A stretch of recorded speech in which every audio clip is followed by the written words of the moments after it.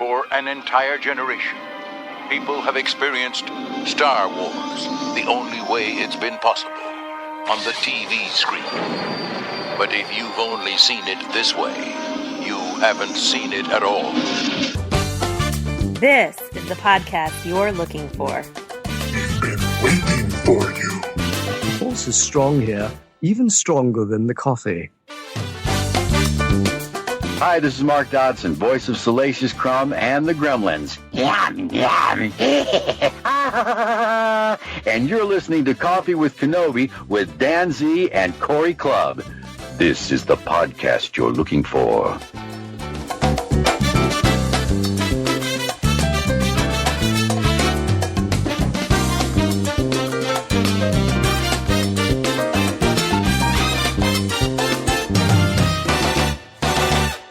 Well, on today's show, we are just thrilled to have James Howell on with us. James, of course, is one of our featured bloggers at Coffee with Kenobi. And we also have another featured blogger and great friend of the show, Jeff McGee, here to join us to have a cup of coffee. And James, the reason we have you on, besides being a part of our Coffee with Kenobi family, is you had an amazing opportunity to speak with someone who has connections to Star Wars, but also to arguably, I would say, your favorite movie of all time, Gremlins. Tell us about that interview and who this person was that you got to chat with. The person I chatted with, his name is Mark Dodson. He's a voiceover actor. He did the voice of Salacious Crumb in Return of the Jedi. Of course, everybody knows who Salacious is, the little monkey thing that cracks up, and his voice is just, you could just hear his voice and you know exactly who he is. I'm surprised Jeff hasn't made the laugh already. I would try it, but I would hurt my throat. I might be able to do it. I used to do laughs like that. So do it. I can try. Yeah, go for it.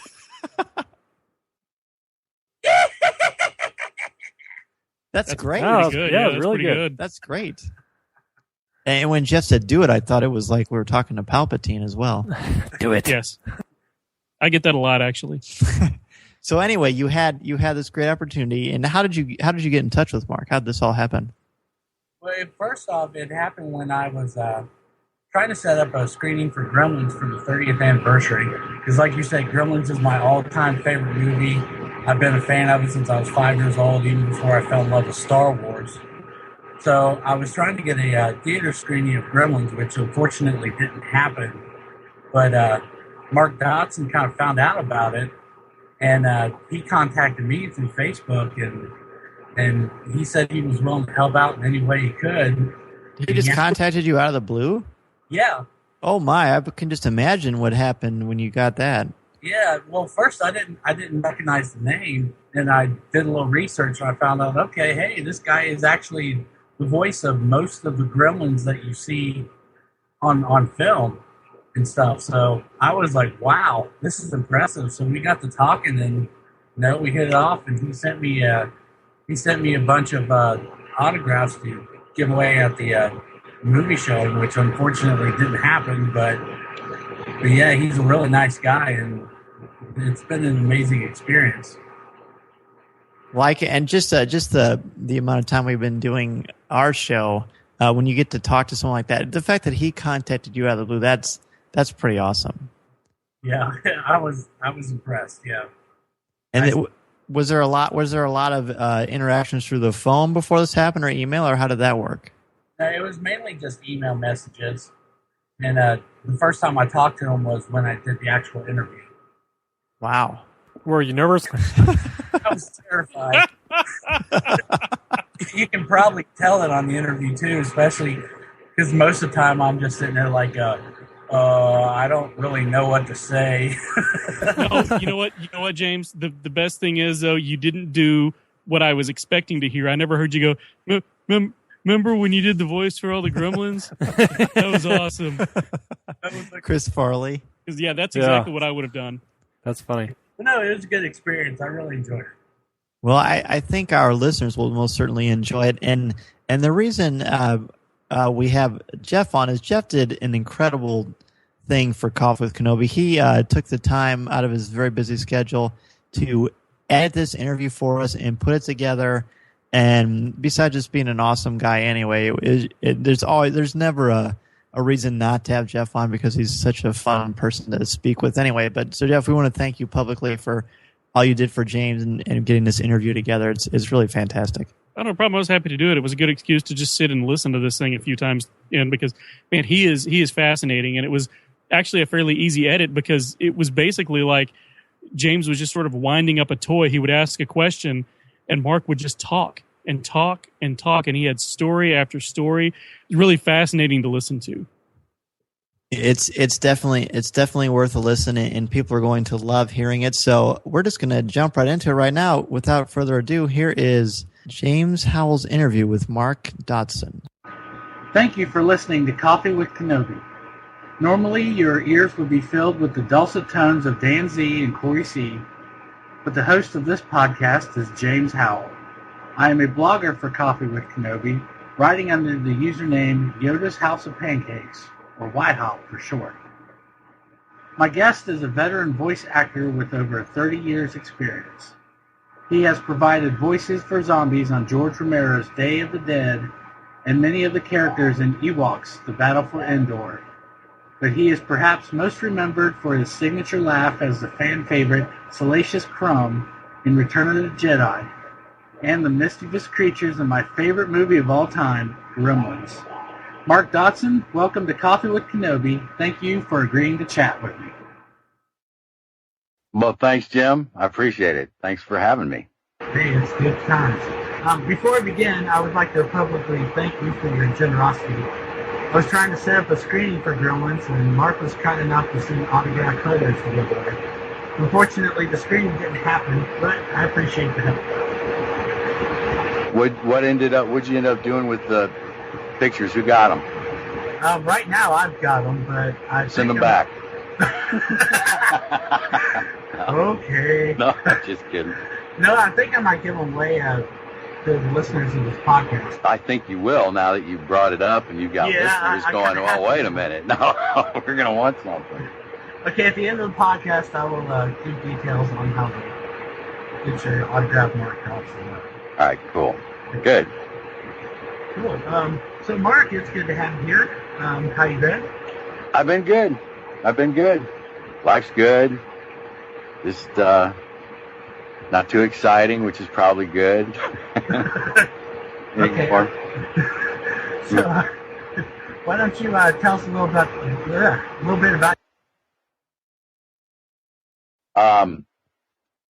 how far back do you want me to go? A little bit about me. I got into, I've been at this for about 30 years. Well, actually a little more than that. I guess Return of the Jedi.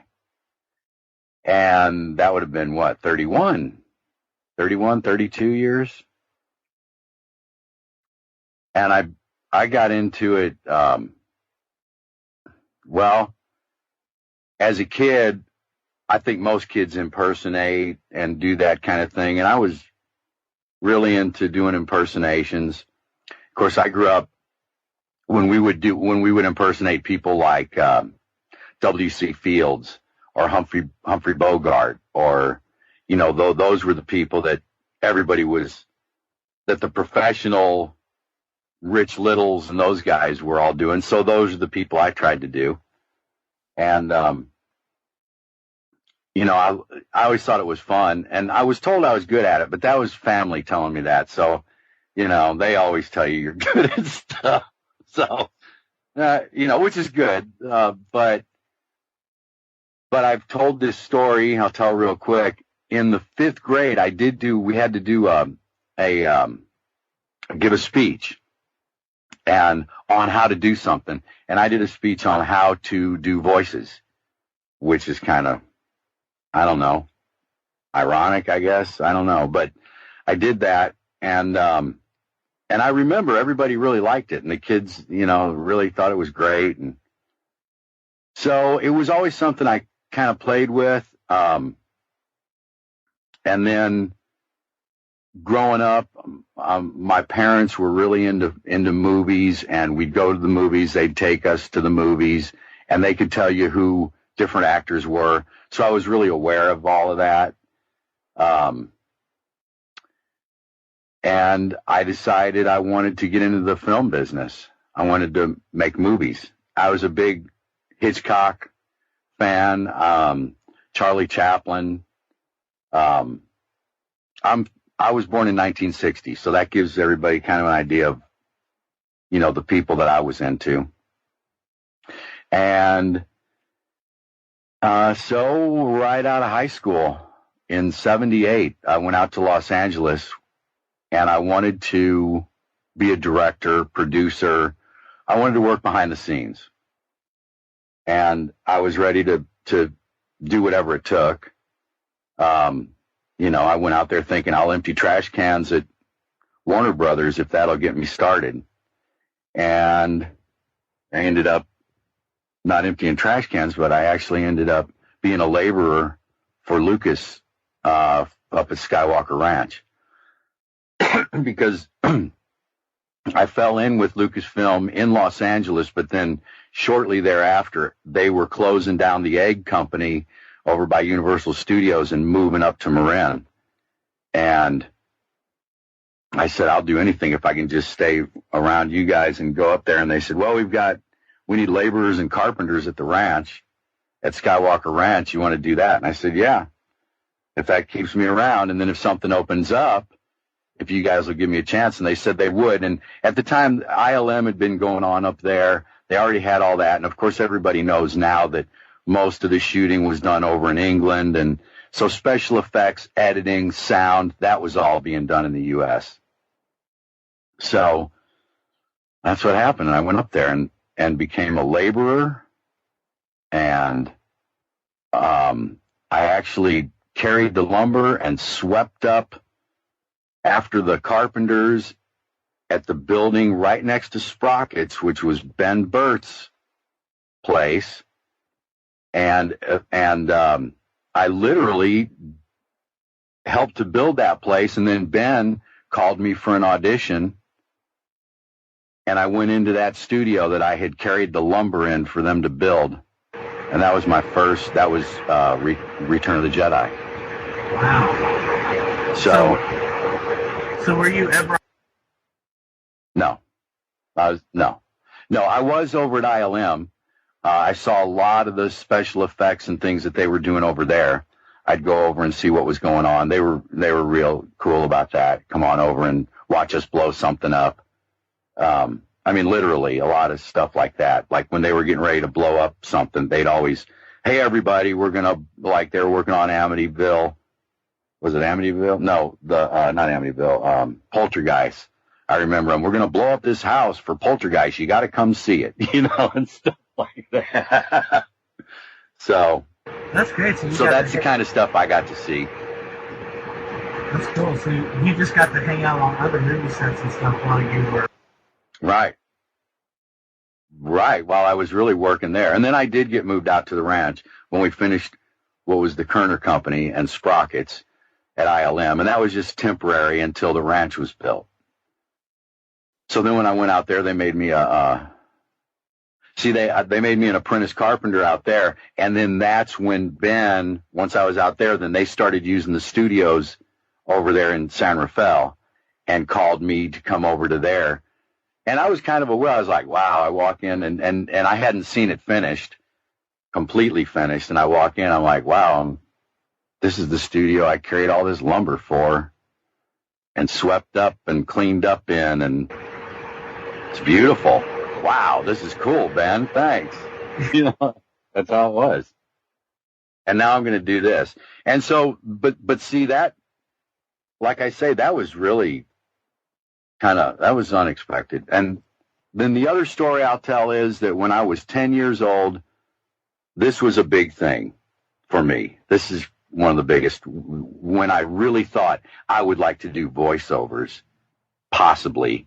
But I was always real shy, and I kind of thought, I don't know if I could do it, because I'd be too shy to do that. But when I went to Disneyland when I was 10 years old and went through this journey through inner space, there was a voice there, and then the voice, Mr. Lincoln, Great Moments, I think it is, with Mr. Lincoln, and then the Haunted Mansion. And I went in and I knew, I was like, that's that voice I've been hearing all over Disneyland, and the ghost host in the Haunted Mansion, and that says, welcome to the Haunted Mansion, foolish mortals and all. And I was like, oh, that guy's voice, man, who is that? So when I came out at the age of 10, I went asking people that worked at Disneyland, the young people working the gates and stuff. And I said, do you know whose voice that is in there? And the guy knew. He said, yeah, that's Paul Frees. From then on, I started really listening for Paul Frees, and this would have been in 1970. So in the early 70s, Paul Frees was all over the place. He was doing a lot of stuff. Boris Badenoff, which I grew up on, Bullwinkle and those things, and all the a lot of the Fractured Fairy Tales characters, and him and Dawes Butler did that stuff. And so I just became a big fan of Paul's, really, and thought, wow, if I could do stuff like that, that would be fun. That would really be neat. But my real thing was I wanted to direct, produce, be behind the scenes. So when the voice thing came up with Ben, I thought, well, okay, I'll do this. And I did that. And it wasn't too long after. So you don't have to ask any questions, do you? I'm going to give you. Well, I'm going to finish here in a minute. You're making this super easy. Well, good. I need to shut up then, probably, and let you ask a question. But let me just give you all this, and you'll have the whole how I got to there, and then we can go into stuff. But because I don't want to bore people. But well, so where was I? So now see, I stopped. Where's my script? I need a script. Okay, so after that, after Return of the Jedi, we went to the screening. Everybody went to the screening in San Francisco. And Ben came up and said, do you know which character you were? And I said, yeah, that little guy that was cackling. And he said, yeah, that's Salacious Crumb. And you should meet the guys that made Salacious. And I met Chris Wayless and Tony McVeigh. And we hung out and talked a little bit. There was a little party after the screening. And we said, let's get together for lunch. We had lunch after that.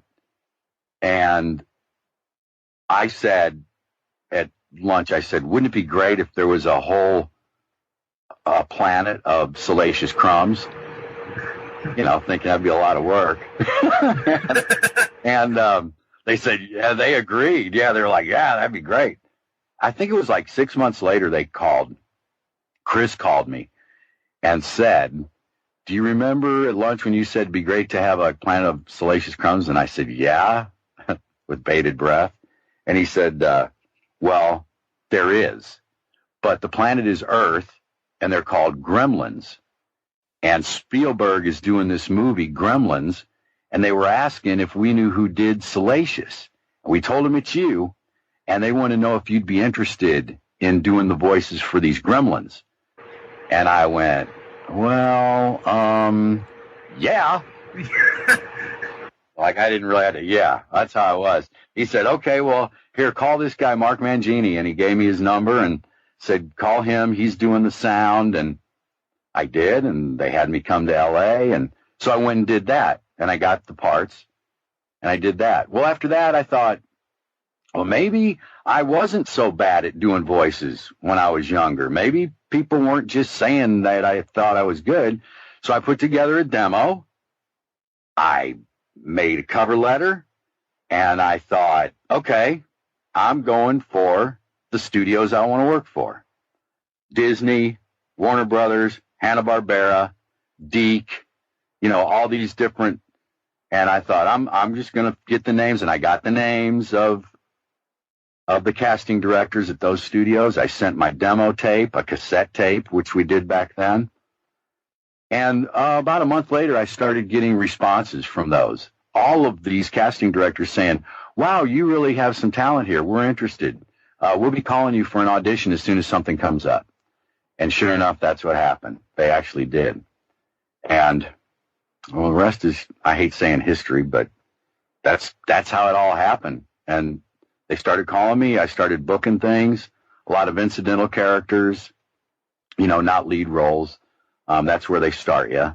And then got an agent and started trying out for commercial work. And we'll get into the whole voiceover thing because I know you want to talk about that. And I'll tell you how I kind of honed it all. But it happened, So when you did the voice of Salacious Crumb, you had no idea what you were doing at that point. I mean, like his character, you had no idea what the voice was for. I knew what it was for. I didn't know the character. I knew it was for Return of the Jedi. I was told that it was Ben. Okay, well, when I went into audition for Admiral Akbar. Yeah, so, and this script, man, I was nervous. I was so nervous. And when they handed me this script, it's Admiral Akbar describing how they're going to blow up the Death Star, the scene with the hologram of the Death Star. He's like, and we will go into here, and all of such as Admiral Akbar. And well, when I got it, he's big words and everything, and I'm already nervous. And I was like, oh, man, I couldn't do anything with it. I was not prepared, as they say in the business. You need to be prepared. And I wasn't. And so I said, Ben, I'm nervous. I told him. And he's like, well, that's okay. Take a minute. And I said, well, let me go over here. And I walked away from the mic. And I started screaming and cackling and loosening up. Like, I'll do it now. I walked away, kind of over to the corner. I started going, and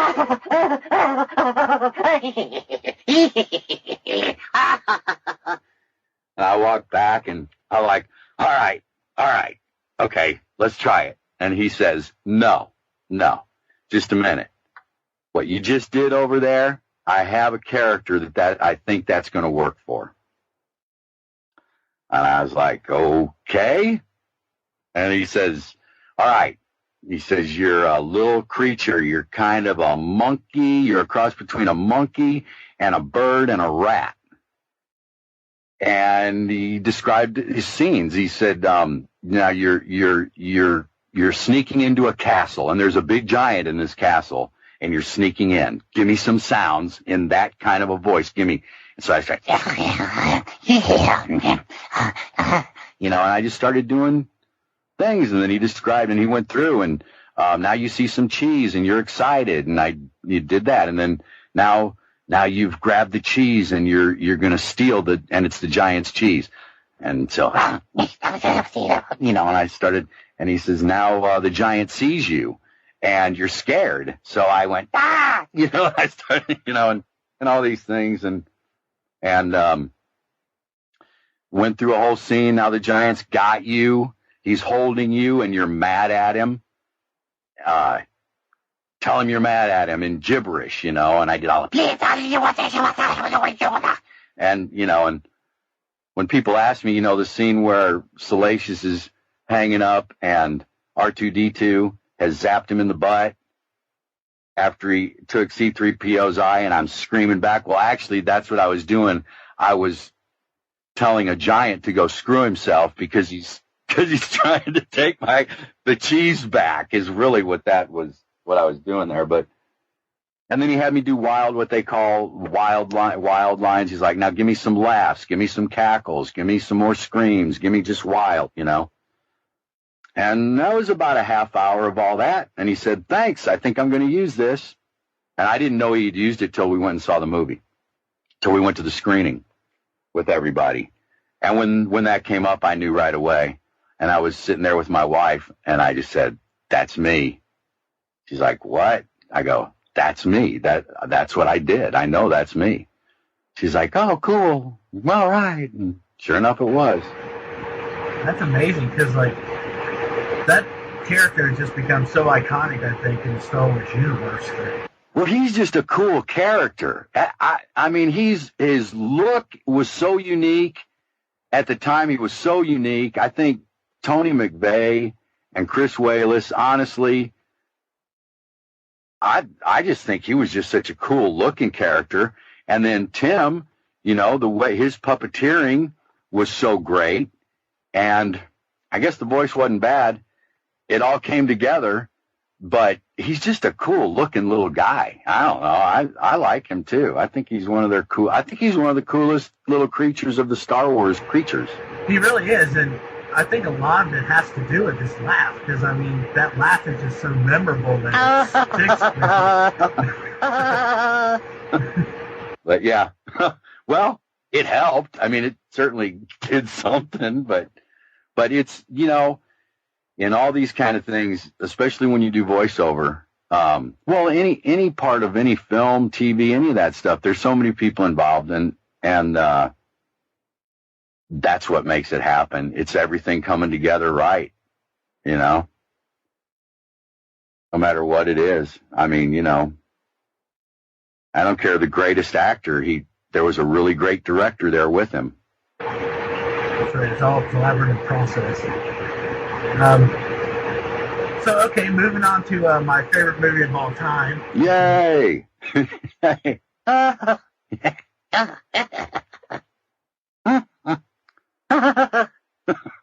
Okay, sorry. I get excited when I hear Gremlins. Oh, I can't tell you how much I love this movie. Oh, it's always been my favorite. Thanks. Like we were discussing before we started the recording. I was introduced through Gremlins by way of the books with the records, and right. I don't know. I guess because I was 5 years old and easily impressionable, I just became obsessed. Like, even to this day, I'm totally obsessed with Gremlins. I love everything about it, and it's just amazing that you got that from Salacious Crumb. Just kind of was a doorway to that, and I find that really fascinating. I do too. Nobody's more surprised than me, I can tell you that. Nobody was. Well, you can see the likeness. They're definitely cousins. Yeah, oh, definitely, yeah. You know. So, is it the same voice, or did you alternate it? I alternated. I did highs and lows, and I'm getting a lot of feedback there. You have your washing machine on? Okay. Maybe that was the fan. Yeah, it kind of sounded like Twister. Where were we? I alternated. I did highs and lows and you know, slowed down. You did speeding it up, slowing it down in my delivery. And then a lot of the picture dictates that, you know, like the gremlin in the movie theater that really gets excited and laughing, that has the popcorn bags on his ears. Yeah, well, that's me. And, you know, that voice, that came from him doing that. And as I was watching the screen, I just did what he did. Now, I don't know if I can do it right now. You feel it in your gut more than your throat. It's,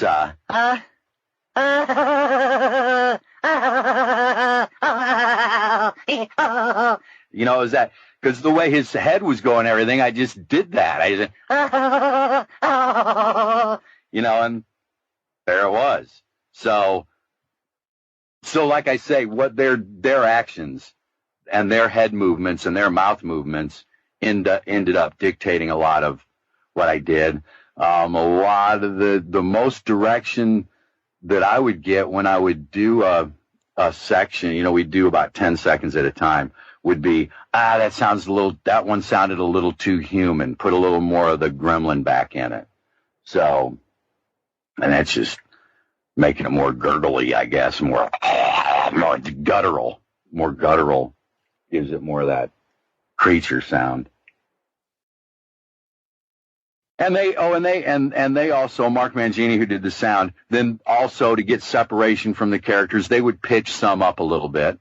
Some are pitched up a little bit higher than I can go. So which of the Gremlins did you do? That's really hard. It's almost easier to say who I wasn't. I wasn't Gizmo. That's Howie Mandel. I'm not Stripe. That's Frank Welker. Everybody knows Frank Welker, right? The voice from all the bad guys in Scooby-Doo. The guy that always says, if it wasn't for that dog and those kids, I would have gotten away with it. Or for those kids and that dog. Frank's a really fun guy. He can do imitations like you can't believe. In fact, everybody always says the one person nobody could ever do was Bob Hope. Frank Welker can sound just like Bob Hope. Yeah, he did it while we were in session. He did some Bob Hope, just kind of off the cuff saying stuff, and it was like, oh my God, that's amazing. It was just amazing. But Frank's great. And I mean, he does a ton of stuff still. So Frank did that. And then I am, name a gremlin. I'm the, God, like in the tavern, in Dory's, I'm most of the gremlins, most all of them. Also Fred Newman. Fred Newman and I were the majority of the rest of the gremlins. So see, I can't do it. I've got headphones on so that I can hear what's going on. I can't do some of the stuff because I turn my head, but let's see, all that kind of stuff where the head turns and the screams and the cackles at the bar and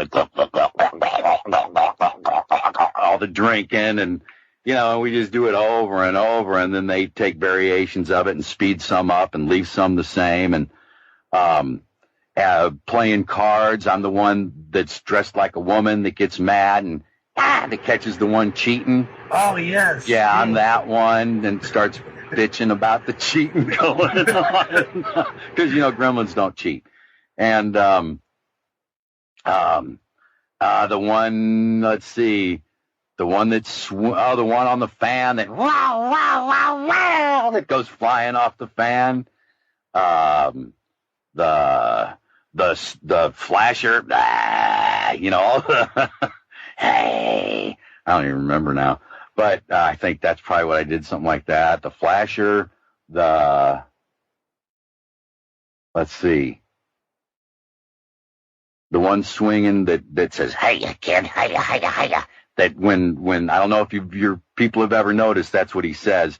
That's hanging on the Christmas lights outside the kid's window when he cuts it. Oh, yeah. Yeah, well, that's what he says. He says, hiya, kid, hiya, hiya, hiya. I always thought, I was like, oh, no. Well, he does end up, but no, he says, hiya, hiya, hiya, and then he goes, I don't know where that came from either. Just because it was goofy. Hiya, kid. Hiya, kid.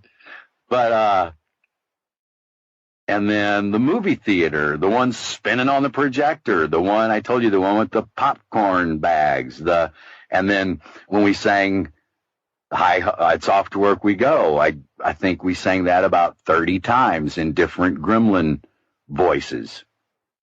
And, and you do that and over and over and over, and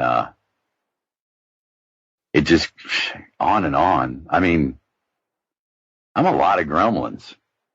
I'm a lot of gremlins. I mean, that had to be just fun. I can't imagine going in and just doing all sorts of crazy voices. Oh no, it was grueling. It was so hard, and they were so mean. And Spielberg had a whip, and he kept whipping me when I sounded too human. He'd more gremlin, No, it was fun. It was the most fun I got to say, it was the most fun I've ever had on any project I've ever worked on. How could it not be? How could anything? Nothing's ever been like that. Gremlins 2 was like that, but the Gremlins movies, nothing's. And we have fun in the studio. We work. It's serious, and you you want what you do to be good, and you want people to like it. So that's hanging over your head. But we have fun while we're doing it. But no, how can anything be more fun than being the Gremlins? I mean, maybe, I don't know. It's just out there, you know? And Joe Dante's a goofball. He's fun to work with. Yeah, what is it like working with him? Because, I mean, the guy You know, he's just kind of like this kind of a guy. He's just kind of, well, you know, I don't know. Joe's just, he's real laid back. He's funny. He's quick-witted. He's goofy. He's a funny guy. Yeah, he always seemed like, I don't know what goes on in his head, but his movies are always just have just a slight touch of bizarre. But Yeah. Well, to me, Gremlins that's Joe. The look, the feel, the darkness. Did you see Twilight Zone, the movie? If I have, it's been so long ago, I barely remember it. Well, there's the one, you know, they're different. They're little vignettes, different things like Twilight Zone was, little shorts. And there's the one where this is where to me, these are the two things to me, and I've seen most all of Joe's work, but what is really Joe, Twilight Zone, the movie, he directed the one with the little boy that could control everybody with his mind. Joe did that one. And so the little boy wants everybody to live in a cartoon world. So he keeps his family locked up in the house in a cartoon world. You've got to see it. If you haven't seen it, everybody needs to see that. It is so great. It's a great movie. The whole thing, all of them are, but that one's really good. And that's so Joe. And to me, if I were to look at that and then look at Gremlins, those two movies have that same feel, that same look, attitude. It's Joe. That's how he sees things, and he gets it on film. Okay, now moving to Gremlins 2. Which characters were you voices for now? Well, they brought Howie back for Gizmo, and Frank came back as Mohawk, and they brought me in, and I did most all the Gremlins again. They had me, and I did also Mugwise when they're little Mugwise, you know, when they're little mischievous Mugwise. Gremlins 1 too, but then Gremlins 2. But then we had some more identity with some of the Gremlins. So I was George as a Mugwai and a Gremlin. I was Lenny as a Mugwai and a Gremlin, and I'm Daffy as a Mugwai and a Gremlin. Wow, so you were basically the whole movie, pretty much. I'm a lot of it. Yeah. And that was fun. And yeah, and Daffy was that was obvious what he should sound like to me. I mean, his name said it all. And before we go in to do the voices to picture, which we do it to picture, a rough cut, we screen the movie first, a rough cut, a black and white, really crappy rough cut. And I mean, it's a rough cut.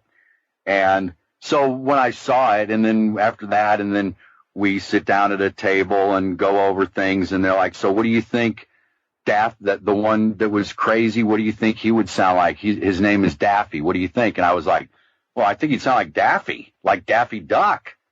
They're like, well, can you do Daffy Duck? And I said, yeah. You know, but more of a gremlin. And I was, and all that kind of stuff. And they're like, well, I think that'll work. Okay, you got Daffy. And then George and Lenny are taken from Of Mice and Men, which, you know, to me, George looked really mean. So I was just going to do him real, you know, and he smoked a cigar, and he had to have that kind of a, and then Lenny in Of Mice and Men was Lenny, and he was kind of dumb. Hey, George, what are we going to do now, George? You know, which way did he go, George? Which they always made fun of that in Warner Brothers cartoons. Which way did he go? Which way did he go, George? You know, I was like, and I think he would sound kind of, kind of almost goofy, you know, and they're like, yeah, that works too. So they gave me those characters. And well, the interesting thing about George was his face was modeled after old actor. I can't remember his name. The guy who was always in, like, where'd you put the money, she? What was his? I can't remember. See, George, yeah, Edward G. Robinson. It wasn't me, see, it was the other guy. See, I remember Edward J. Little Caesar.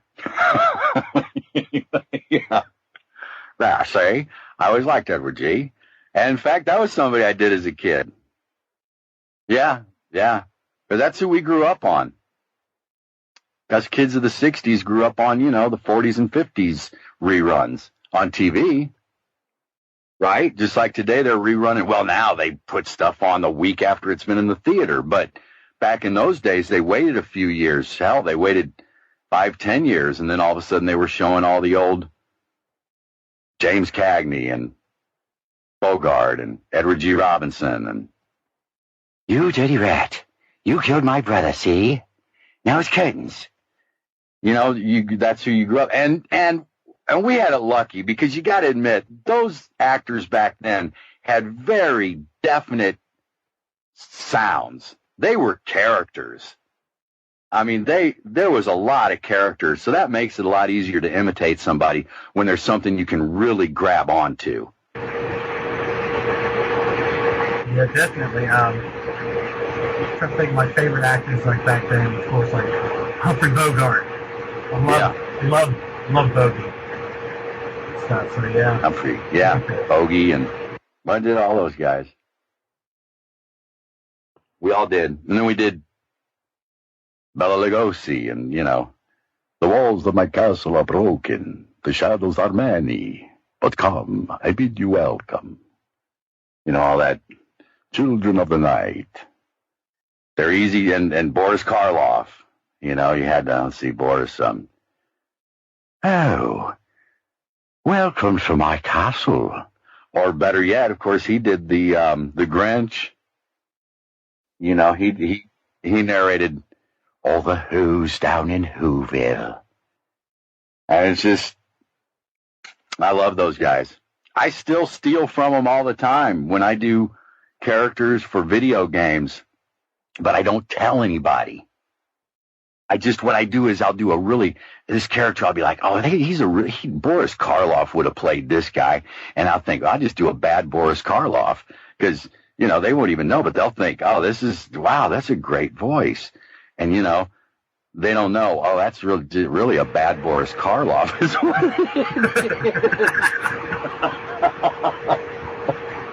Oh, I just let everybody know. I shouldn't have told that. Can we edit that?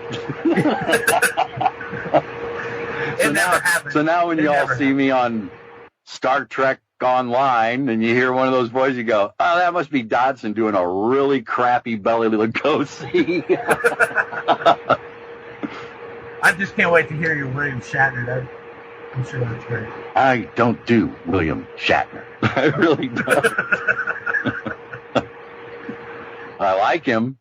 I do. I have done him for some stuff over the years, some little commercial. I did something a long time ago. And it actually came out pretty good, but I had to work it. And we have that now, too, which it used to be if I wanted to imitate somebody, I had to go to Blockbuster and rent the video, you know, and it was a chore, and then take it home and listen and work on it and do it and play, you know, record myself and then play back and compare and back and forth. Now it's so easy. So within a minute, you know, somebody will say, hey, we want a William Shatner kind of voice for this. And I just go to YouTube and go, William Shatner. Boom, there it is. Boom. And usually within an hour or hour and a half, I'm getting about as close as I'm going to get, and I'll lay something down for them. But is there a voice that you found, like, particularly difficult? Yeah, all of them that I can't do. There's a bunch. And probably the ones that I didn't get the audition on, those were probably Well, yeah, let's move on. Well, I mean, now here's where I'm going to be honest for all of us in this business, at least in my case. The list of the characters I didn't get is much more impressive than the ones I got. Well, I shouldn't say more impressive, but it's a lot longer. Is there one character or like movie that you really wanted but didn't get? Yeah, Muppet Babies. Yeah, I went in and read for Muppet Babies, and I tried out for Kermit, and I tried out for most all of them, and I didn't get any of them. It was really early in my career. And there were people, you got to realize there's people that these directors and producers and sound people that they've been working with for years, 10 years, 20 years. And then you're the new guy and you walk in and man, they'll tell you, man, that was great. We'll let you know if you got it. And they're honest. They're brutally honest in Hollywood. They're brutally honest. I mean, they'll tell you if they say, well, we'll let you know. Then it wasn't. They're not going to say that sucked, but they'll just say, okay, we'll let you know. Thanks. But if they like it, they will say, wow, that was really good. You're really in the running for that. And you'll get callbacks too. I thought I was going to be in the Jetsons. I thought I was going to be Elroy Jetson. I got 4 callbacks for Elroy and Henry, the little plumber guy. Hello, Mrs. Jetson. Beautiful day, isn't it? Yeah. I don't know if you remember. I don't think I remember Henry. Hello, Mrs. Jetson. Where's Mr. Jetson? Yeah. And I got called back. And so, you audition and you get callbacks. And if you're getting callbacks, you're doing good. But you asked me the ones that are hard to do. I mean, there's a lot of them that I can't do. I'm not good at, I've gotten to a point where I don't even try out for younger voices. You can hear that. I mean, I used to, but I never booked them. So I thought, well, this just isn't me. And I do a lot of a lot of stuff for outdoor. I'm the voice of Remington rifles and ammunition. If you ever hear a Remington commercial, I do the Panasonic Tough Pad. I do Wild Turkey Whiskey, the guy that I know you guys saw the thing. It was on a lot of the sports channels that give them the bird.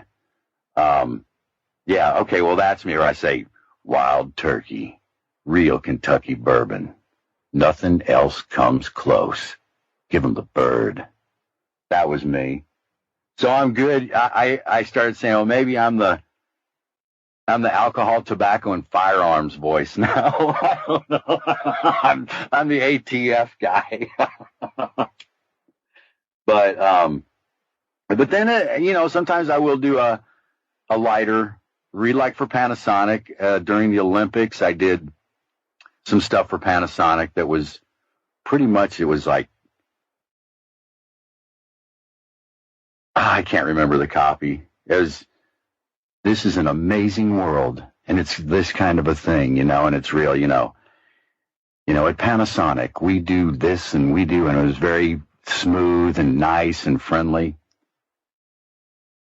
But the hard stuff for me is trying to sound young, I don't know. I guess what I focus on is what's easy for me, what works. And that's the tougher guys. That's the quirky, silly, crazy announcers. That's the, and now from beautiful downtown Burbank, those kind of announcers. And the storyteller, once upon a time, there was a little girl,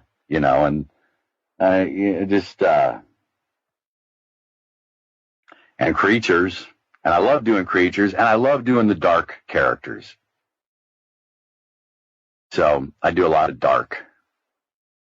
I have a lot of fun over Halloween. I do a lot of stuff that people hear for the haunted houses and things like that. Well, so now you're my hero, because Halloween's my favorite holiday. So. I love Halloween, too. Always did, ever since I was a kid. So you do like a lot of goblins for like haunted houses. And Yep, stuff. yep. I've done goblins. I've done mummies, zombies, announcers. That announces, and I use the Paul Frees kind of voice for a lot of things, as close as I can get to him.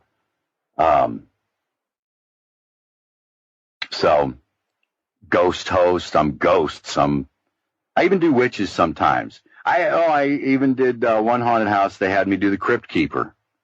Hello, frenzies. I think it was all that. He's kind of up in the gremlin range. Hello, frenzies. On Tales from the Crypt. So, I love doing that stuff. That's my favorite. You also worked on one of the Ewok movies, correct? Yeah, it just made it to the list of one of the top 12 worst movies in the expanded universe. I didn't think it was that bad. I did. It wasn't. It was like holiday special bad. Yeah, I just saw that on somewhere. Somebody was nice enough to send that to me. That I made the top 12 worst. No, I really did, actually, because I really did. At first I read it and I was like, And it didn't take me long. It was just about a week ago that came up. And I was walking around my house thinking, cool. I made it on a top 12 worst list. I mean, hey, I don't know why. Is that strange that I would be proud of that? I don't know. I don't think it's anything to be ashamed of. I mean, no, it's like, hey, I was there. It's better than the crap that I've done that I didn't like at all and nobody saw anyway. So, we do that, We do a lot of things in this business that we don't want anybody to know that was us. A lot of Sci-Fi Channel movies, right? Yeah, and I'm not talking. And I mean, there's a TV pilot that I did that it wasn't very good, and I was the lead character, and I didn't go around telling people I was in that. And it aired, I think it was on ABC or something. It was when Viacom was brand new, and I'll tell you, the name of it was Wishman. And it was, and I was Wishman, and I don't know, it didn't work. But that's one of those. I was an extra. I've named some other bad stuff. I was an extra on Howard the Duck. How you like that? Oh yeah, that was another one of those that makes the bad list. I tried out for Howard the Duck. So what voice did you end up playing? None. I was just an extra. Oh, okay. Yeah, they were like, "Oh, you want to come on out and do? We're shooting. It'll be a fun day." And I was like, "Sure, I'll come out and do that." And I did. They needed people in the streets when that airplane goes swooping through the street. So I was an extra on that scene. But I tried out for Howard the Duck, and I did him like Sheldon Leonard. And do you know who Sheldon Leonard was? Sheldon Leonard was the guy.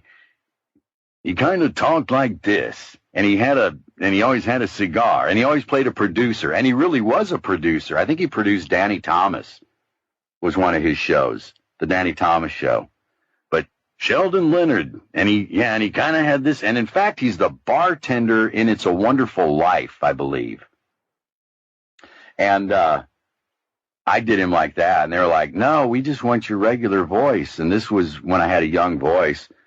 And I told the casting director, which I didn't have a right to say, but I said, well, this little guy's been all over the universe, and he smokes a cigar, and he seems like a pretty tough little duck to me, babe. You know what I'm saying? And I think you ought to kind of talk like this. She was like, no, we just want just a young boy's voice. And I said, well, I can't do that. So I was like... So I walked. She's like, "Okay, thanks." So I did try out for Howard the Duck. It's a duck. Thanks for bringing. Yeah, it's a duck. And he kind of should, yeah, I just thought he should kind of have that kind of a, I don't know. What do the listeners think? Would this have been a better voice for Howard the Duck? I don't know. We'll see. Who knows? Maybe the movie wouldn't have tanked it if he had provided the voice. No, it would have. It would have. It didn't work. It didn't work. The bad guy was cool. That weird, yeah, it was like a weird, like, monster thing or something. Or are you talking about Jeffrey, what's his name? Yeah, what's his name? Yeah, you know who I'm talking about. Yeah, the actor. And he comes apart at the seams, like, doesn't he?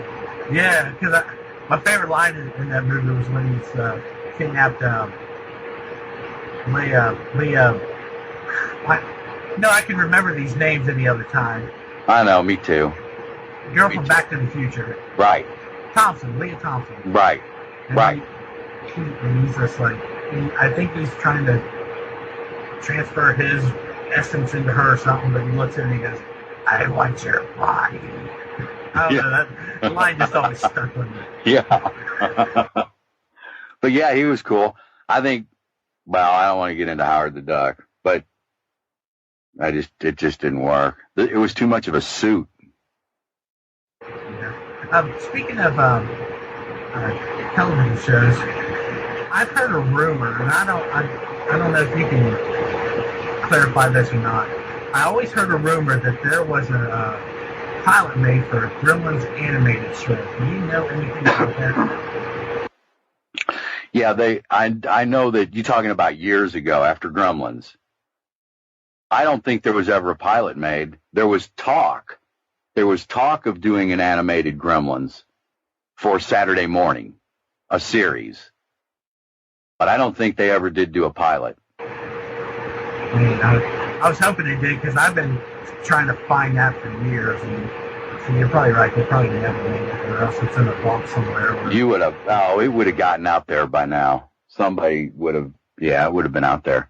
They talked about it, and you know, I would have known if they did. They would have certainly let me know, but it was all talk. They never did do it. Of course, I thought they should.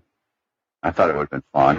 I would have loved it. I might have been the only one, but I really did like Gremlins. When I went and saw it and everything, I really liked it. I liked the feel. I liked the tone. I love Gremlins. I love the message. You know, you do not understand. You know, you treat Mogwai like all of nature. Yeah, both movies are very anti-consumerist. Yeah. Yeah. Yeah. Completely.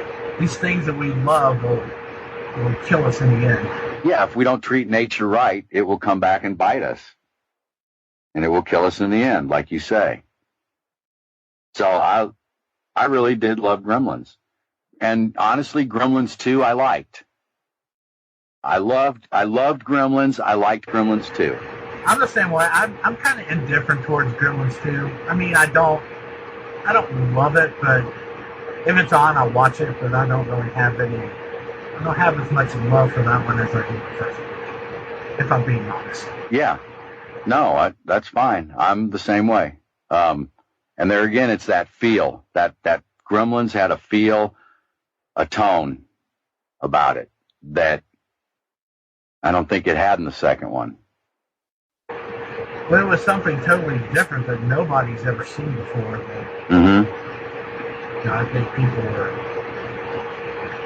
were amazed by that and a little shocked, especially the people that took their kids to a PG movie. Oh, I know. PG-13, or was it PG-13? We caused that PG-13 thing. Yeah, you and Temple of Doom. And Temple of Doom, yeah. Yeah, we really should feel proud of that. We freaked every... Oh, I am proud. Yeah, I guess we really freaked them out with those two. Those two movies really got the censors sat up and went, wait a minute. But now, have you been contacted about this Gremlins remake? By everybody but the studios.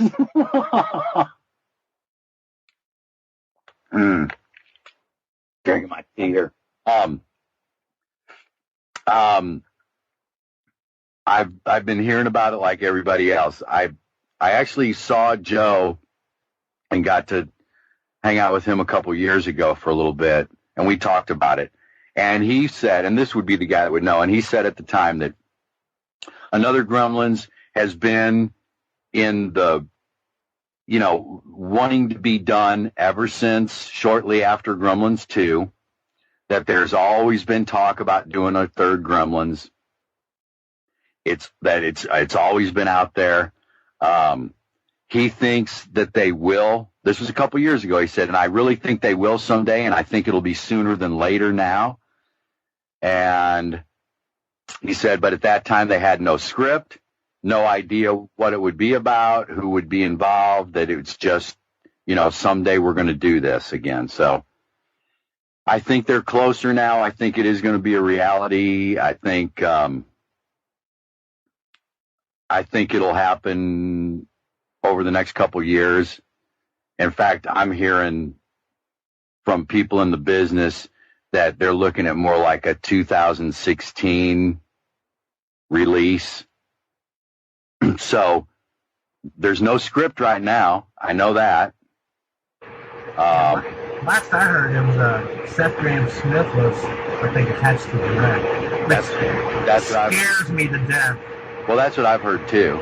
To be honest, I'm not a big Seth Grahame-Smith fan. But see, I think the only thing I've seen of his was Dark Shadows. Yeah. That was his, right? Yeah. Did he direct that? And I liked it. He did Abraham Lincoln Vampire Hunter. Oh, that's right. I didn't see that yet. I've got to see that. Yeah. I couldn't talk my wife into that one. I don't know. It just didn't work for her in her mind. She just wouldn't go to that one. So I still haven't seen that. You've read a few books, Pride and Prejudice and Zombies. It says. Say again? Pride and Prejudice and Zombies. Right. I've heard. Yeah. Yeah. He basically took Jane Austen's book and put zombies in it. Okay. How was that? I read part of it. He mimics Jane Austen's writing very well, but that's the problem. It just bored me. See, yeah. So, I don't know. And if they do, I would want Joe to be a part of it, and I want to be a part of it. But they may go a whole nother direction with it and say, no, we want it all fresh. So we'll have to see. Yeah, well, hopefully they put you in it, because I don't think the Gremlins would be the Gremlins without you. Oh, well, thank you. Thank you very much. I'd have to agree.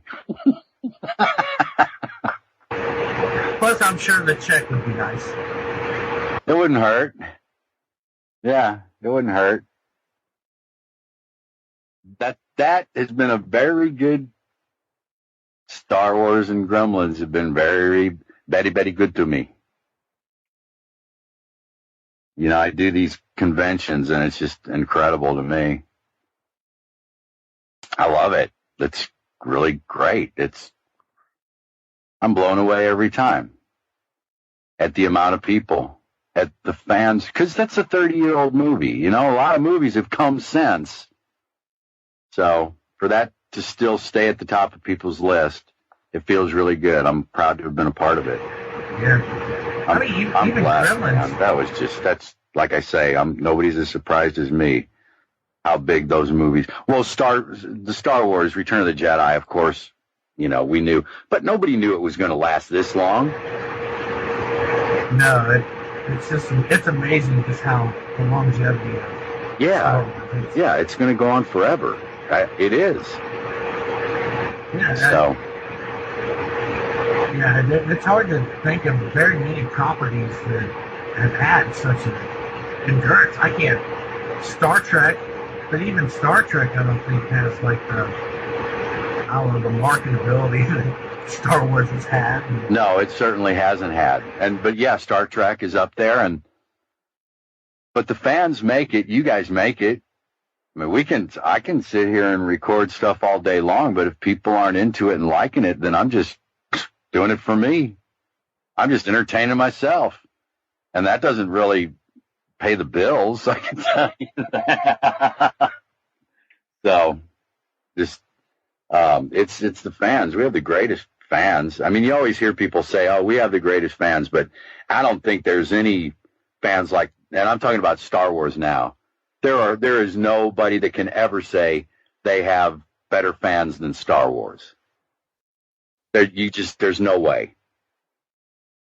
And Spielberg's stuff too. People love his stuff. And Gremlins, I have great fans of the kids, and because I get all these ages, I get little kids, then their parents and their parents. I have a grandfather, a father, and a child who all love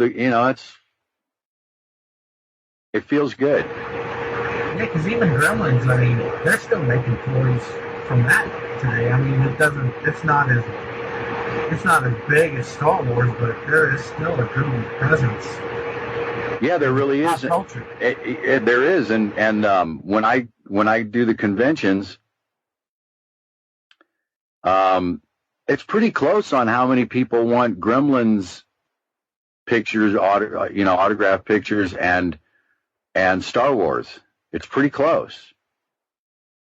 It's a little more on the Star Wars side, but you also get a lot of people, like you get people come up with a Return of the Jedi poster that has 150 signatures on it. That they've been going to these cons for 20 years getting, and they'll say, look, I got George Lucas on here, and I've got, the ones that are really hard to get, Harrison Ford, and I'm like, wow, I want your poster. I want it. And then they're like, would you sign? Well, I'd be honored. Yeah. So you get a lot of that too with the big collectors, that they want everybody from the Star Wars thing. But we're talking about Gremlins, huh? So yeah, no, Gremlins was fun.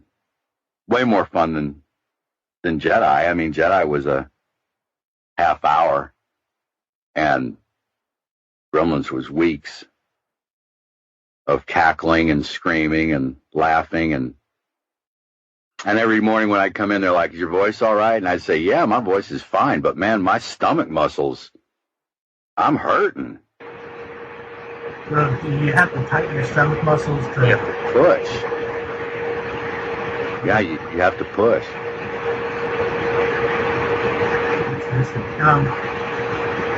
Okay, I was hoping you'd go over with me like just a little workshop for anybody who listens in and might consider doing a voice acting as a profession. So what kind of tips do you have for anybody? Well, let's see. First, I'm going to light a cigarette. There's a tip. If you want to do bad guys, if you want to be bad guys, then smoke. Smoke. Isn't that terrible? Okay. It's pretty much like this. Start at the beginning. First, remember I told you that when that hit me when I was 10 years old, how much I'd really like to do that, but I thought I was too shy and all that. But I really wanted to. And when the chance came up, and I got to do it and then got the part, well, that was just the beginning, because then after that, I had to have a passion. And if you want to get into this business and do voiceover, you've got to have a passion for it. It's got to be something that you're going to do, and that's all there is to it. You're going to do it, and it's got to be a passion. And so that right there, if it's a thing of, well, I think it'd be fun, or that'd be cool, or if that's the reason, you probably won't make it. And here's why. Because I also mentioned the list of the stuff I don't get. So in order to take all the rejection that you're going to get when you start out, You've got to have enough of a passion to be able to say when your agent or whoever says, well, sorry, you didn't get the part. You have to believe in yourself enough and have enough passion about it to say, obviously, they don't know what's good. I know I should have been the part, and I'm going to keep on going until somebody recognizes it. You got to have that, because otherwise, about the first year of all the no's, you're going to be like, that's enough. You need to have an ear. To get started, I think doing impersonations is a great way to see where you're at. So you need to have a microphone. It doesn't have to be an expensive one. You know, a couple $100 mic will do it. A Shure mics are great. Nowadays, you know, you can have your ability to record in your computer, so you've got all that. So a voiceover person's best friend is their playback button, is what we say, because we go in, and even when I'm not auditioning for something or I'm not working, I'm usually finding something that I can go in my studio and practice with. And I might have a day where I'm like, you know, nothing's going on, and I'm in kind of a Bela Lugosi mood, and I'm going to find something that Bela Lugosi would say. I might write something down, and I'm going to go watch some Bela Lugosi stuff on YouTube, and I'm going to go in my booth, and I'm going to do Bela Lugosi, and I am going to try to nail it so that I can't even tell the difference. And that's where the playback button comes in, because I'll listen to Bela, I go in my booth, I'll do some lines, come back out, listen to what I just did, and really be critical of myself and say, okay, what is it why isn't it him? What's wrong here? What's not? And I'll figure it out. Maybe I'm talking too fast. Maybe I'm talking too slow. Maybe it's too high, too low. And then I'll go back in and do it again and do it several times, and then go back out and hit the playback button. And just keep doing that until I go, there it is. And then I got to remember where I was when I finally hit it. Like, what was it that, okay, and feel it. So that's a good way to practice and see if you've got the chops to be able to do that. And not that you need to be able to, you know, you don't have to impersonate. You can do your own stuff. But it's just a good frame of reference to see if you're hitting what you're trying to hit, and to be able to be critical of yourself. So that's really good. And you got to be honest with yourself, and you've got to, or you won't grow. You need to have an ear. I think a voice person needs to have as much of an ear as a voice. So, you know, you need to be able to really hear what you're doing. And then, if you want to do it, nowadays you put together a demo. And that's, you know, it's different than it used to be. Now they want a minute to a minute 15-second demo. And they want categories now. We used to do like a general, maybe 2.5-minute demo. Where you'd have a little bit of a commercial and a little bit of a characters and a little bit of a promo, and now they want a minute 15 to a minute 30 at the very most, and that's only if you've got some really good stuff of characters. And then then you'd send that for your character stuff. Well, you don't even send it anymore. You have it on your website, and people can go and check it out. Then you do a commercial demo, and you do promos, whatever part of the voiceover industry you're going to be best at and best for, you know, and focus on what you're really good at. You know, like me, I had to say, you know what, I'm never going to be the superhero. I'm not going to be the good guy, but I'll sure be the bad guy. You know, and I'm happy with that. That's fun. I like being bad guys. It's fun. So that's pretty much it. And then I guess everybody knows now that there's these pay-to-play sites. You know about that, right? Most of us are on it. It's a really good way to book a little extra stuff in between the bigger union stuff. It's mostly, there's union work on there, and it's also a lot of non-union stuff, which we're allowed to do now. FICOR, that's another whole thing that now the union has allowed us to do both. But pay to play is where you pay right around $400 a year, and you get on the site. Like there's Voice 123. I'm on Voice 123. People could go to Voice 123, look up Mark Dodson, and you can see my demos that are there. But what happens is producers go to Voice 123 and they put up their project, and they'll put what they're looking for, the kind of voice they're looking for, and the script, and how much they're willing to pay. And then once you've joined the site, then you get sent, I would put in, well, I'm good at these types of voices, and I have this kind of a voice, a deeper, these kinds of reads. And so then I'll get all these audition offers sent to me through that site. So the producer will have put up, I'm looking for a kind of a grizzly sounding guy for this boot commercial, and I'm willing to pay, whatever it is. I'm not going to go into that, but I could a little bit about how much people want to do, and then I go, okay, I'm willing to do that for that price, and then I'll do an audition, and then I post it. And it'll say like they're looking for 25 auditions or 50 auditions or as much as 200 auditions. And, if I get it posted, if it's wanting 25 auditions, if I get it posted before there's 26, then I'm in there, and then the producer goes and he can listen to what everybody has submitted. And we do it from our home studios.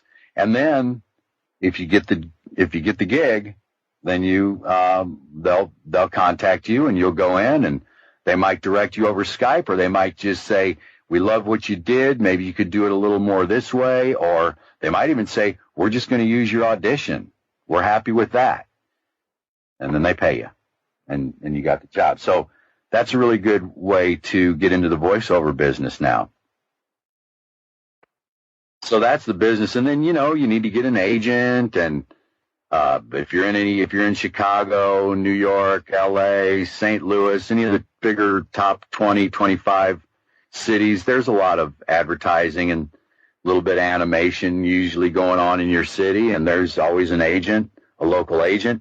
My God, now you just get on the internet and Google it, agents, talent agent for Los Angeles. Oh my God, you'd have 1,000 come up. But, if you're in Boston, or for you, Cincinnati, you just go on there and put talent agents in Cincinnati. And then if you're like, well, there's not that many, well, what's a bigger city near you? And then, yeah. So you want to get an agent, and there again, you need your demo. You got to have your demo. And let me tell everybody, the demo will almost never get you the job. It will get you the audition. And then you better be able to deliver as good as what you've got on your demo or better. And for people that go get I just say this, for people that go and get a voice coach and somebody who's going to teach them to do voiceover, and they'll take them in the studio and they'll get this really great demo put together, but they've only been doing it for like a couple months with this coach, and the coach coached them all the way through it, and now all of a sudden you're hit with a script and there's nobody there to coach you on it. So you better have been practicing, because it's not that often that an audition comes along and you can say, I'm so nervous, I just want to scream, and they say, great, we'll use your scream.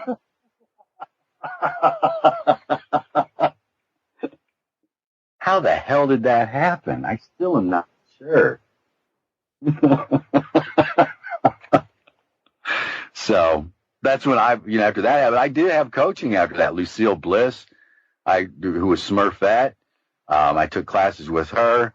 I was really lucky. My agent in Los Angeles was Andrea Romano, who now anybody that knows animation knows Andrea Romano directs Batman animation, and oh man, she did the Animaniacs, was it? And so I was lucky because when your agent calls you in to do an audition in their office, and then they'll have a booth set up to record you, they will direct you. But if you're going to do this out of your home and do a pay-for-play, you're going to direct yourself. And then here's the last. I'm going to give you a lot here. The other thing is listen to what is working. Listen to the kinds of voices that they're using on certain kinds of commercials. And the best thing to do is the voices that you like. You know, anytime we like something, we work a lot harder at being like that and doing that. So find the stuff that you like that is working, that is obviously on TV or in a movie, and emulate, impersonate it and figure out what are they doing there. Why are they, it's as simple as ending a sentence down rather than up at the right, or up rather than down. And it's just listen to the stuff that you really like I did with Paul Frees. I was like, I love his stuff. I want to sound like that. And first you kind of imitate it, and then you make it yours. Then you bring yourself into it. So that's, and if you're really into it, you'd be weird like me, and you'll just want to sit down and watch Bela Lugosi and run into a booth and try to sound like him. And if that's your passion, that'll be fun to you. It sounds fun to me. I'd love to have your job. Well, then you're screwed up enough to be a voice guy. You have no idea. Okay, before I let you go, we have 5 questions that we ask every guest on Coffee with Kenobi. So if you don't mind, I would like to get your opinion on these. I don't mind. Do I have to answer them real quick? You can answer them however you want to. Okay. Number 1, what is your favorite Star Wars movie? Favorite Star Wars movie? Yes. Well, it's either Empire or Jedi. So probably Return of the Jedi because I love Darth Vader. Return of the Jedi. But Empire Strikes Back was really great. That's a tough one. That's my favorite. Yeah. I love Empire. Number 2, what is your favorite character? My favorite what? What is your favorite Star Wars character? Oh, character. Darth Vader. Darth Vader. Oh, yeah. You do not yet know the power of the dark side. Yeah, I love Darth Vader. Okay. Proceed. Number 3, your favorite line of dialogue or film moment? Oh, man, that is hard because, God, it's going to be whatever is, oh, my God. That's hard because it's going to be different types of films. Like, I would be like, well, from horror, it would be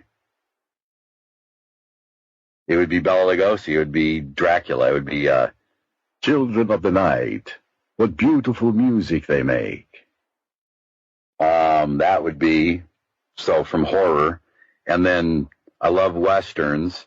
And it'd probably be one of the first part in Sam Peckinpah's The Wild Bunch, which was, if they move, kill them. As he's looking at the audience, I don't know if people realize that. It was kind of like stay in your seat and watch this movie. But Peckinpah's The Wild Bunch. Then I love man, so many things. Star Wars.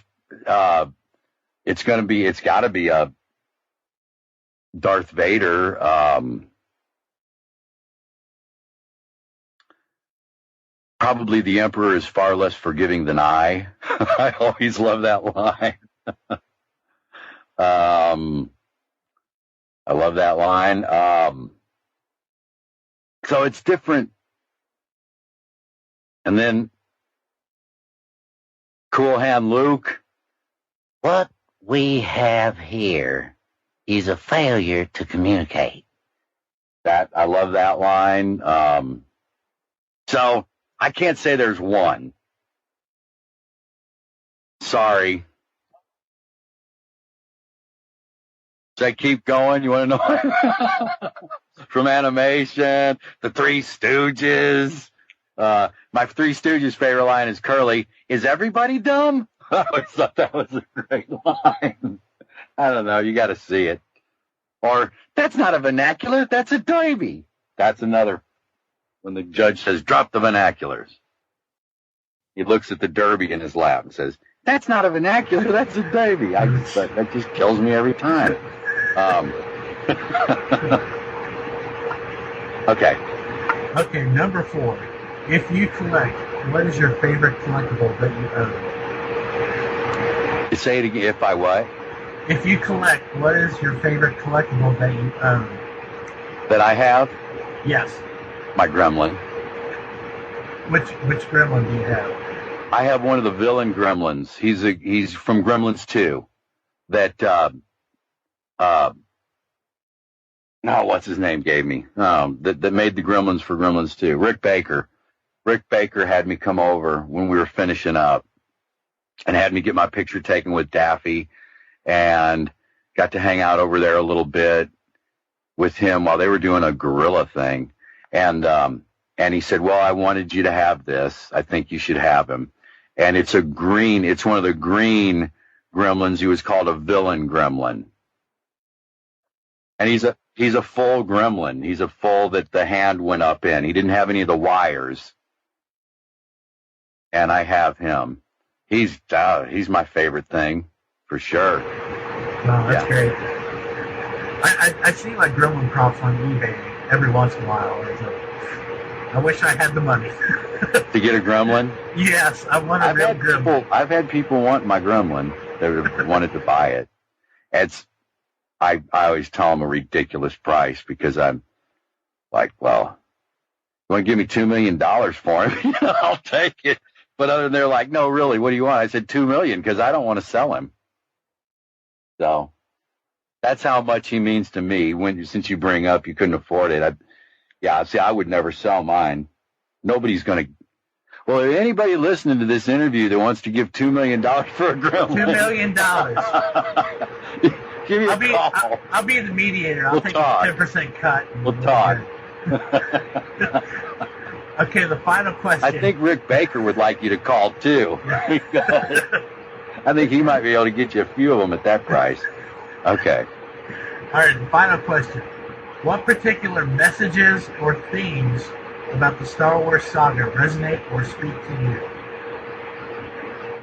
you? Of Star Wars?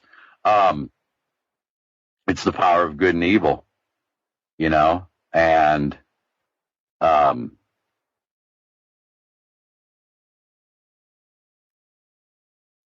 how do I explain it? Also the fact that Darth Vader, Anakin Skywalker, I think the whole idea that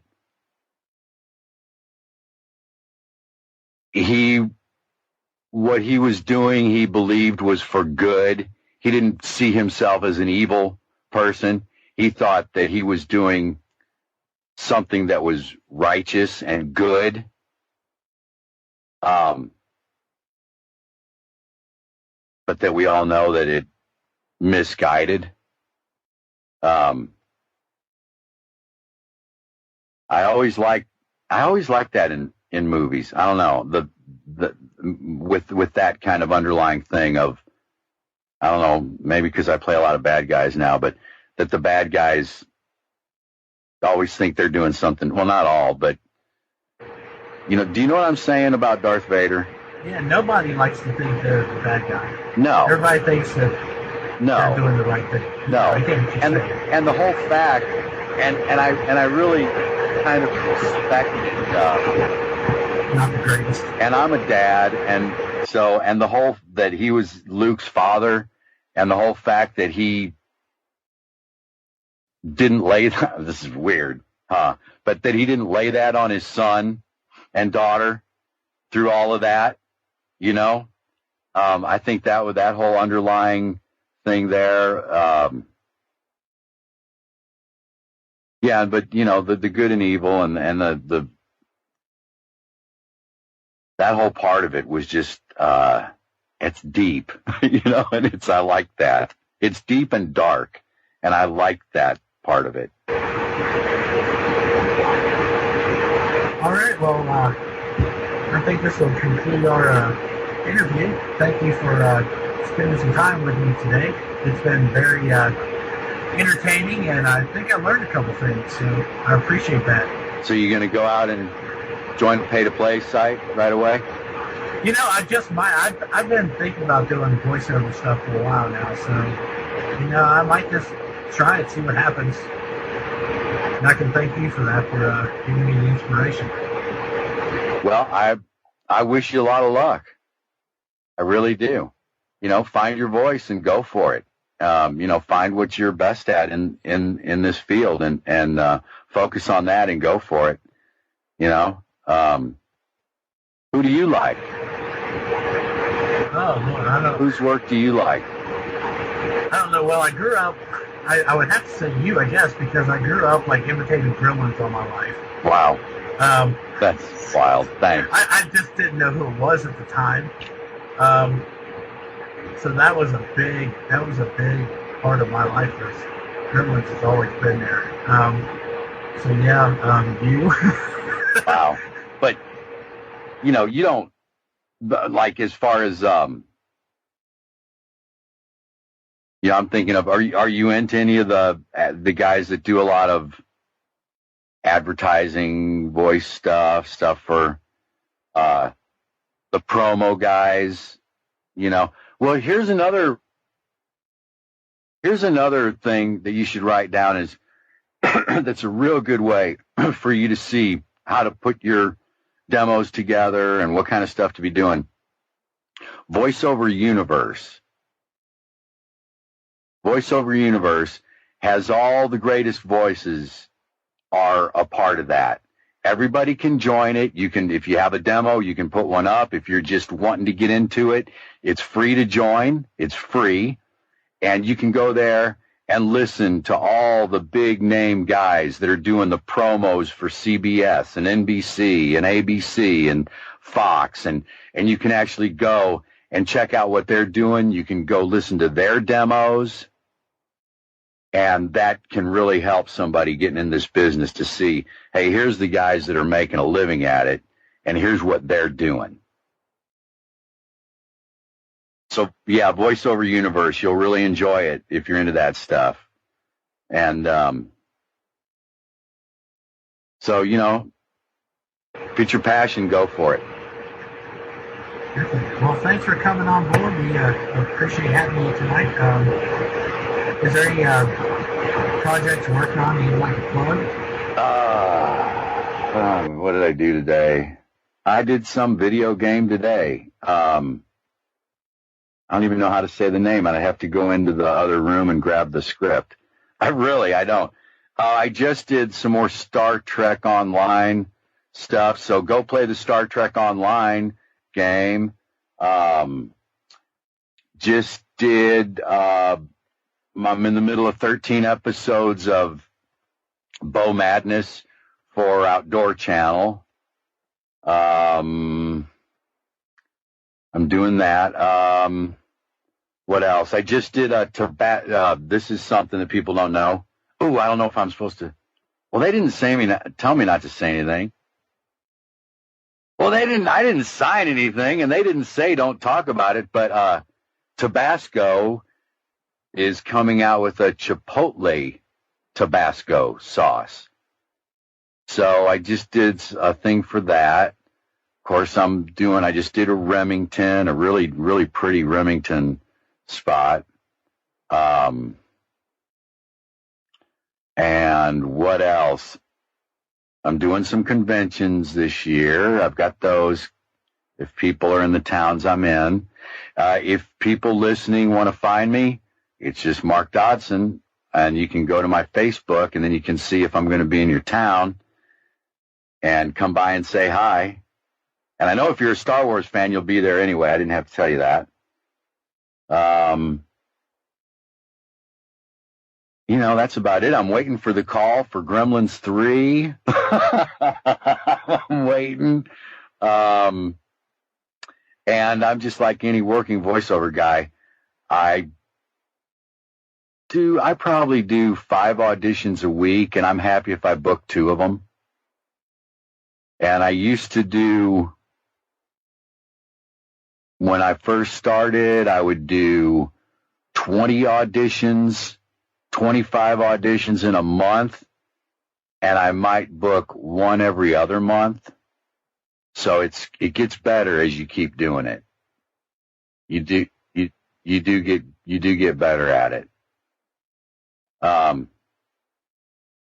So that's what else is coming up. Oh, I've got Nancy Drew. I do a lot of the bad guys, and I've actually been a cop on the Nancy Drew video games.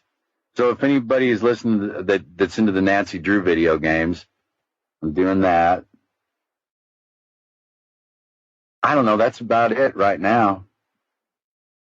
Call me next week, and I'll have something new. Oh, I should mention that if anybody's interested in a Mark Dodson autograph, the first 10 people that email me at jamesh@coffeewithkenobi.com, I will send it to you free of charge, since I've got them in my house now. Wow, that's great. Everybody, email. No, I'm glad you're doing that. That's good. And hope everybody enjoys it. And, this Christmas, be sure to watch Gremlins. That's my big, I love that that's a Christmas movie too. Other than that, thanks. I really appreciate it. And I thank everybody for listening. And thanks for coming on. We appreciate it. All right. Chewie, get us out of here!